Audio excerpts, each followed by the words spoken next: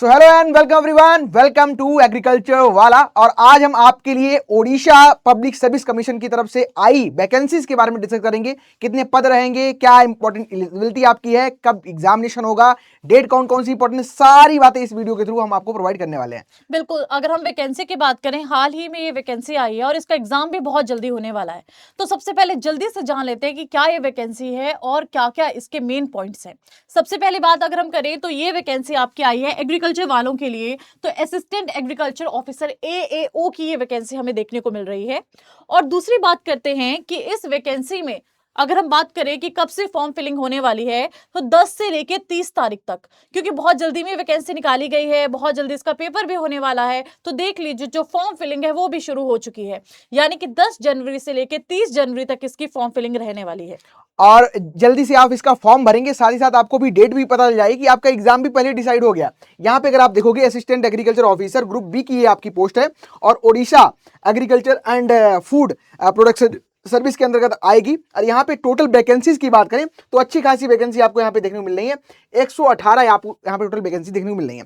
अभी आप देखोगे कि 118 जो यहाँ पे वैकेंसी है, लेकिन इतना जल्दी एग्जामिनेशन होना, और इसमें कुछ जो वैकेंसी वेटिंग लिस्ट वाली भी है, जो पहले आपके वेटिंग में थी, एक्सपेक्ट कर रहे थे कि वैकेंसी जल्दी आएंगी, लेकिन यहाँ पे टोटल आपको 118 वैकेंसी दे दी गई है और इनको कैटेगराइज भी करा गया है, वो भी हम लोग यहाँ पे डिस्कस करने वाले हैं। बिल्कुल। तो फिर मैम यहाँ पे आता है जो आपकी वैकेंसी की पोजीशन बेसिकली रहेगी। यहाँ पे असिस्टेंट एग्रीकल्चर ऑफिसर आप लगोगे। अगर यहाँ पे इस एग्जाम को आप क्लियर करते हो तो असिस्टेंट एग्रीकल्चर ऑफिसर लगोगे। 118 टोटल वैकेंसी है। और यहाँ पे एज की अगर बात करें तो 21, यानी कि आप 21 की अगर कंप्लीट होते हो फर्स्ट डे ऑफ जनवरी 2025 तक, तब आप अप्लाई कर पाओगे। मैक्सिमम अगर यहाँ पे डेट की बात करें, अगर आपका 42 यानी कि 42 साल तक अगर आप हो तो आप इसके लिए एलिजिबल हो, यानी कि एज का जो आपका क्राइटेरिया है उसको आप फिलफिल यहाँ पे करते हो। बिल्कुल। और यहाँ पे क्लियरली दिया गया है कि अगर आप 2 जनवरी 1983 इससे पहले नहीं पैदा हुए हो और 1 जनवरी 2004 के बाद नहीं हो, तो डेफिनेटली आप इस पोस्ट के लिए बिल्कुल एलिजिबल हो। तो इसके अकॉर्डिंग अपनी डेट ऑफ बर्थ देख लीजिए, अपनी एज देख लीजिए और उसके अकॉर्डिंग आप फॉर्म को फिल कर सकते हैं। बिल्कुल। फिर आती है बात मैम एजुकेशनल क्वालिफिकेशन की। तो थोड़ा इसमें आपको सचेत रहना पड़ेगा या थोड़ा आपको ध्यान से फॉर्म भरना पड़ेगा। बेसिकली होता क्या है, मोस्टली जो वैकेंसीज आती है वहां पे सभी एलिजिबल होते हैं, लेकिन यहाँ पे अगर आप देखोगे यहाँ पे सभी एलिजिबल नहीं है, सिर्फ 2 ही एलिजिबल है। और 2 में आपको, अगर आपने बीएससी ऑनर्स एग्रीकल्चर करके रखा है, बीएससी हॉर्टिकल्चर करके रखा है, तभी आप एलिजिबल हो। इसके अलावा जितने भी अदर स्टूडेंट हैं, अगर आपने एग्रीकल्चर किया है और आपने हॉर्टिकल्चर किया है, यही आपका एक्सेप्टेड है। इसके अलावा बैचलर्स इन अगर कोई भी आपका है, बीटेक है, फूड टेक है, होम साइंस है या फॉरेस्ट्री है, अगर आपने करके रखे हैं और आप चाहते हो फॉर्म भरना, फिर आप निराशा आपको हाथ लगी, क्योंकि यहाँ पे सिर्फ हॉर्टिकल्चर और एग्रीकल्चर वाले स्टूडेंट ही एलिजिबल यहाँ पे रहने वाले हैं। बिल्कुल। और देखा जाए तो एग्रीकल्चर और हॉर्टिकल्चर के लिए बहुत अच्छा चांस है, क्योंकि जैसे आप बाकी डिसिप्लिन पे जाते हो वहां पे मैक्सिमम लोग एलिजिबल होते हो, तो कंपटीशन भी बढ़ जाता है। लेकिन यहाँ पे सिर्फ एग्रीकल्चर और हॉर्टिकल्चर वाले हैं, तो अच्छे से इस एग्जाम को आप दीजिए। एग्जामिनेशन फीस की अगर हम बात करते हैं तो 700 रुपीज जो है यहाँ पे बेसिकली हमारे पास में एग्जामिनेशन फ्री होने वाली है, और 700 रुपए जो है ये आपको ऑनलाइन मोड के थ्रू ही देना है। तो 700 रुपीज जो है यहाँ पे बेसिकली आपके एग्जामिनेशन फी है। लेकिन ये आपकी सिर्फ और सिर्फ अनरिजर्व्ड कैटेगरी के लिए है। अगर आप SC ST PWD कैटेगरी में फॉल करते हो तो उसमें आपकी जो एग्जामिनेशन फीस है वो एग्जम्प्ट कर दी गई है, वो फी नहीं है। बिल्कुल। फिर बात आती है सर इसके एग्जाम पैटर्न की। तो यहाँ पे अगर आप देखोगे, सबसे पहले आपका यहाँ पे रिटन एग्जामिनेशन होगा, यानी कि रिटन एग्जामिनेशन होगा, देन आफ्टर यहाँ पे आपको इंटरव्यू देखने को मिलेगा। यानी कि 2 फेज है। फर्स्ट आपको रिटन एग्जामिनेशन देना है, देन आपको इंटरव्यू देना है। और अगर आप इन दोनों पड़ाव को पार करते हो तो आप यहाँ पे जो वैकेंसी है, यानी कि जो आपकी पोस्ट है असिस्टेंट एग्रीकल्चर ऑफिसर की, तो आप यहाँ पे लग जाओगे। ठीक है। तो आपका जो रिटन एग्जामिनेशन यहाँ पे होने वाला है, ये टोटली आपका MCQ बेस्ड आपका रहेगा। इसके अलावा दूसरा आपका पड़ाव रहेगा, यहाँ पे इंटरव्यू आपको देना रहेगा। अगर आप रिटन टेस्ट की बात करो तो रिटन टेस्ट जो है आपके इसमें 2 पेपर होंगे, और 2 पेपर में आपको कितने क्वेश्चन मिलेंगे उसकी थोड़ी यहाँ पे बात करते हैं। उससे पहले मैम आता है एग्जामिनेशन डेट की बात। तो जैसा कि हम बोल भी रहे थे कि आपके नोटिफिकेशन तो आई है, साथ साथ टेंटेटिव इसकी डेट भी आ गई है। तो अगर आप डेट की बात करेंगे 19 फरवरी, यानी कि हमने अभी कहा कि आपकी जो फॉर्म फिलिंग है वो 30 जनवरी को कंप्लीट हो जाएगी, और अगले ही महीने आप देखोगे, यानी कि आपको हार्डली फॉर्म फिलिंग के बाद में 20 दिन का टाइम मिल रहा है, और उसमें आपका जो पेपर है वो मोस्ट प्रोबेबली 19 फरवरी को होने वाला है। बिल्कुल। यहाँ पे इंपॉर्टेंट बात आप सभी के लिए आती है। आप कहते हो सर एग्रीकल्चर में वैकेंसी नहीं आती है, मुझे अब प्रिपेयर करना चाहिए, नोटिफिकेशन वेट करना चाहिए। अब यहाँ पे आप एक एग्जांपल आपके लिए सेट हो गया कि अगर आप आज से ही, है ना, रनिंग के लिए आप वेट करोगे कि मुझे कब तैयारी करनी चाहिए, कब प्रिपेयर करना चाहिए, तो फिर आप इस वैकेंसी में कहीं ना कहीं हो सकता है पीछे रह जाओ, क्योंकि जो बच्चे तैयारी कर रहे होंगे डिफरेंट एग्जामिनेशन की, उनके लिए बढ़िया अपॉर्चुनिटी है ना। बहुत सारे एग्जामिनेशन की तैयारी करते करते साथ में आपके लिए ये भी एक कह सकते हैं लूप होल बन गया, इसमें भी आप बढ़िया दे सकते हो एग्जामिनेशन और वगैरह इसको क्रैक कर सकते हो। तो बिल्कुल। आपका 19/2/2026 यानी कि फरवरी में आपका यहाँ पे पेपर होने वाला है। अब बात आती है वैकेंसीज में किस कैटेगरी की कितनी वैकेंसी, उसको एक बार हम बता देते हैं। यूआर की टोटल 61 यहाँ पे वैकेंसी रहेंगी। इसके अलावा SEBC की 14 वैकेंसी यहाँ पे है। SC कैटेगरी की आपकी 29 वैकेंसी है और ST कैटेगरी की आपकी जो वैकेंसी है 14 है। टोटल की बात करें तो 118 वैकेंसीज आपको यहाँ पे देखने को मिल रही हैं। बिल्कुल, और इस बार अगर आप देखेंगे अनरिजर्व की मैक्सिमम वैकेंसीज 61 वैकेंसीज आपको यहाँ पे देखने को मिल रही हैं। तो अच्छा खासा चांस हर एक पर्सन के पास यहाँ पे है कि वो इस एग्जाम को दे सकता है। अगली बात अगर हम करें तो नेक्स्ट हमारे पास में है कि आउट ऑफ 118 वैकेंसीज कुछ हमारे पास में ऐसे वैकेंसीज भी हैं, कुछ ऐसे नंबर्स भी हैं जो कि आपके अलग अलग पोस्ट के रिजर्व्ड है। फॉर एग्जांपल अगर आप एक्स सर्विसमैन की बात करेंगे तो 4 पोस्ट यहाँ पे रिजर्व्ड हैं। स्पोर्ट्स पर्सन के लिए 1 पोस्ट रिजर्व है और डिसेबिलिटीज में भी अलग अलग टाइप्स में अगर आप देखेंगे तो 5 पोस्ट यहाँ पे आपको रिजर्व देखने को मिलेंगी। बिल्कुल मैम। तो ये आपकी जो वैकेंसीज हैं उनमें किन को स्पेशलाइज मतलब स्पेशल किसके लिए यहाँ पे वैकेंसी रखी गई है, तो ये रिजर्व है। आप सिर्फ यूआर में ही जो कैसे पार्टिसिपेट करोगे, अदर स्टेट से अगर बिलोंग करते हो। बिल्कुल, और सबसे बेस्ट जैसा सर आपने बोला कि यहाँ पे एक रिटर्न होने वाला है, एक इंटरव्यू होने वाला है, तो अगर आप रिटर्न में अच्छा खासा स्कोर कर लोगे ना तो आपके सिलेक्शन के चांसेस यहाँ पे ज्यादा हो जाएंगे, क्योंकि रिटर्न भी यहाँ पे आप देखोगे 200 नंबर का रिटर्न पेपर आने वाला है। बिल्कुल। तो रिटन टेस्ट की अगर बात करें, टोटल ये 200 नंबर का आपका पेपर रहेगा। इसको 2 पार्ट में डिवाइड किया गया है। एक तो आपका पेपर 1 होगा, एक आपका पेपर 2 होगा। टोटल आपका ये MCQ टाइप का रहेगा और आपको यहाँ पे कह सकते हैं each paper consist of 100 questions. यहाँ पे 100 क्वेश्चन रहेंगे और 1 नंबर आपको हर एक क्वेश्चन को सही करने से मिलेगा। इनकरेक्ट अगर आप करोगे तो कह सकते हैं 25% यानी कि 1/4 का यहाँ पे निगेटिव मार्किंग आपको देखने को मिल जाएगा। बिल्कुल, 0.25 मार्क्स आपके गलत आंसर होने पे कट जाएंगे और सही आंसर का 1 नंबर आपको यहाँ पे मिलेगा। बिल्कुल। फिर आता है मैम इसका जो पेपर आपका 1 है, पेपर 2 है। बेसिकली आपका रिटन पेपर जो है वो 2 पार्ट में डिवाइड है। 100 फुल मार्क्स में मिलेंगे, 100 क्वेश्चन मिलेंगे, 2 घंटे का पेपर एक रहेगा।